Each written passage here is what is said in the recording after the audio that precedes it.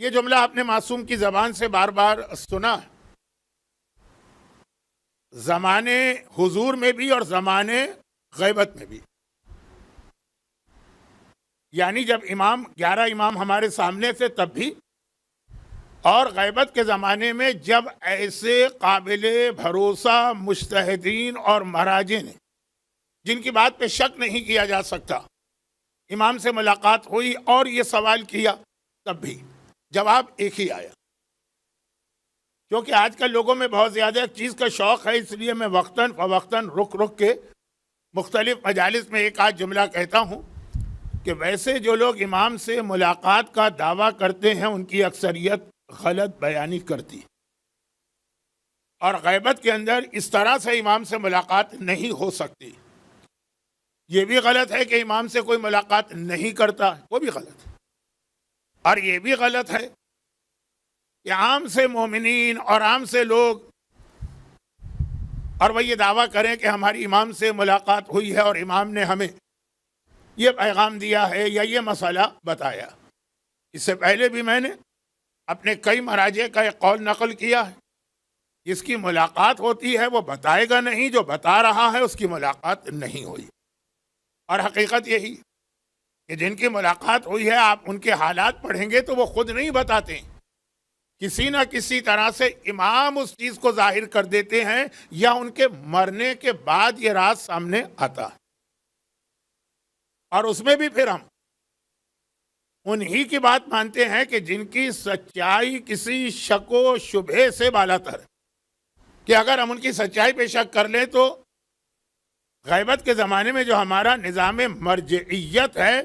شاید وہ دھڑام سے گر پڑ۔ میں زیادہ اس تفصیل میں جا نہیں رہا ہوں کیونکہ میرا موضوع تاریخ مرجعیت یا تاریخ علماء نہیں، لیکن چونکہ آج کل بچوں کو، جوانوں کو، حتیٰ عورتوں کو بھی امام زمانہ کے حالات سے ذرا دلچسپی پیدا ہو گئی، تو یہ جو دو غلطیاں ہو رہی ہیں جو میں ہر سال کسی نہ کسی مجلس میں، بلکہ ایک عشرے کی کئی مجلس میں موقع ڈھونڈ کر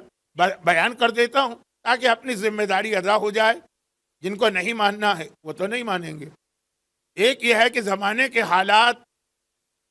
کوئی بھی اس میں واقعہ پیش آئے اسے کبھی ظہور کی علامات میں سے یقینی نہ سمجھ لیں۔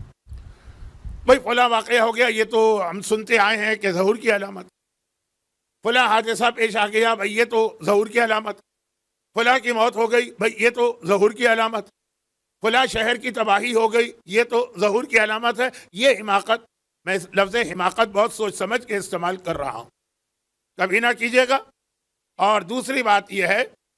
کہ ملاقات کے دعویٰ کرنے والوں کی بات قبول نہیں کیجیے گا۔ اور اس میں ایک بات یاد رکھی کہ جو ملاقات کا دعویٰ کرتے ہیں تو ملاقات کا ایک فارمولہ یہ ہے کہ امام کسی بھی فقہی اور شرعی مسئلے میں غیبت کبریٰ میں کوئی ہدایت نہیں دیں گے۔ کوئی بھی اگر فقہی اور شرعی مسئلے کا مطلب یہ ہے کہ واجبات و حرام کا مسئلہ، بعض اوقات یہ ہوتا ہے نا کہ کوئی مسئلہ بہت پیچیدہ بن گیا قوم کے لیے، تو اصل طریقہ تو یہ ہے کہ مراجع اس میں تحقیق کر کے بتائیں، لیکن اب یہ ہے کہ دل میں خواہش پیدا ہوتی ہے کاش امام سے ملاقات ہو جائے تو براہ راست پوچھ لیں۔ اب یہ میں ان کے لیے کہہ رہا ہوں جن کی واقعاً امام سے ملاقات ہوتی، ہم ان کے دعوے کو قبول نہیں کریں گے، لیکن ان کو پتا ہے کہ ہماری امام سے ملاقات ہو رہی، تو ان کے لیے بھی ایک اصول ہے کہ اگر واقعاً وہ امام ہیں تو واجب و حرام کے مسئلے میں دخل نہیں دیں گے۔ اب اس کے اندر دنیا میں عجیب عجیب تماشے ہو رہے ہیں، اس کو بیان کرنے لگوں گا تو ایک تو موضوع ہی بالکل بدل جائے گا، اور دوسرا یہ ہے کہ ابھی تو میری 7 مجلسیں اور باقی ہیں آج کے بعد، تو میں نے کہا نا کہ ہر مجلس میں تھوڑا تھوڑا سا اشارہ ہوگا تو اس میں کیا کہوں اگر آج ہی سب کہہ دوں۔ اور تیسرا یہ ہے کہ بعض چیزیں موجودہ حالات میں شاید کھل کے بیان کرنا ممکن بھی نہ ہو، لیکن یہ ایک فارمولہ۔ علامہ ہلی کا کتنا مشہور واقعہ ہے، واقعہ نہیں پڑھ رہا ہوں کیونکہ آج مجھے ایک اور واقعہ پڑھنا ہے، لیکن علامہ ہلی کا کتنا مشہور واقعہ کہ جب ایک مسئلہ شرعی ان کی سمجھ میں نہیں آیا اور اتفاقاً ان کی ملاقات ہو گئی، لفظ اتفاقاً میں کہہ رہا ہوں، امام تو سوچ سمجھ کے ملے ہوں گے. علامہ سوچ بھی نہیں سکتے تھے کہ اس طرح سے میری ملاقات ہو جائے گی, اور اتفاقاً ملاقات ہو گئی, اور کہا کہ مولا یہ مسئلہ میرے لیے الجھ کے رہ گیا, میں کیسے اس کو حل کروں. اس وقت تو میرے یعنی ساری دنیا اسلام میں میرے علاوہ, یہ جملہ ان کا نہیں ہے, یہ میرا ہے, کہ میرے علاوہ اور تو کوئی مرجع ہی نہیں ہے. تو امام نے کہا کہ غیبت میں ہم مسائل حلال و حرام کے نہیں بتاتے ہیں, لیکن تمہارے مسئلے کا حل ہے. جاؤ شیخ طوسی کی کتاب تہذیب کے فلاں صفحے پہ جا کے دیکھو, وہ حدیث مل جائے گی تو جو تمہارے مسئلے کو حل کرے گی. یعنی جو 11 امام غیبت سے پہلے بتا گئے ہیں, انہی میں ہر مسئلے کا حل ہوگا. اگر کسی وجہ سے امام کو کوئی مسئلہ حل کرنا پڑے تو غیبت میں کوئی نئی حدیث نہیں آئے گی, جو آلریڈی حدیثیں دی جا چکی, انہیں کی جانب اشارہ ہوگا کہ یہ حدیث آلریڈی میرے والد یا میرے دادا یا میرے پردادا بیان کر چکے, جا کے اس کو چیک کر لو. تو یہ ایک بہت اہم فارمولہ, اور ہماری قوم میں بہت سے لوگوں کے ذہن میں یہ خیال ہے کہ کاش ہماری امام سے ملاقات ہو جائے تو یہ تو جو اس وقت اتنے پیچیدہ مسئلے ہیں حل ہو جائیں گے. کتنا, ہندی کا ایک لفظ استعمال کر رہا ہوں, ٹائم نہیں ہے, کتنی شانت ہو جائے گی ہماری کمیونٹی. لوگ سمجھتے ہیں کہ اگر امام سے ملاقات ہو گئی تو مثلا یہ چاند کے مسئلے میں, یا مثلا نماز کے اندر ولایت کے اعلان کے مسئلے میں, یہ بہت بڑے بڑے ہمارے پرابلم دنیا میں ہم کو 2 مختلف فرقوں میں تقسیم کر رہے ہیں, حل ہو جائیں گے. ایسا نہیں. اچھا اب اس میں ایک چھوٹا سا جملہ اور کہہ دوں, جملہ چھوٹا ہے لیکن اس کا میسج بہت بڑا, وقت نہیں ہے, کبھی اور اس پہ بات ہوگی. وہ یہ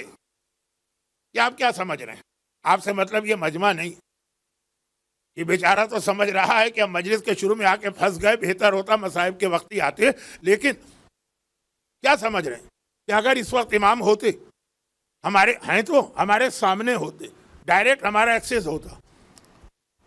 تو یہ سارے مسئلے پیش نہیں آتے. تو جو 11 امام رہ گئے آئے تھے وہ تھے, کیا ان کے زمانے میں یہ مسئلے پیش نہیں آ رہے تھے؟ اس سے بڑے مسئلے پیش آ رہے تھے امام کے ہوتے ہوئے. تھوڑا سا تذکرہ اس کا میں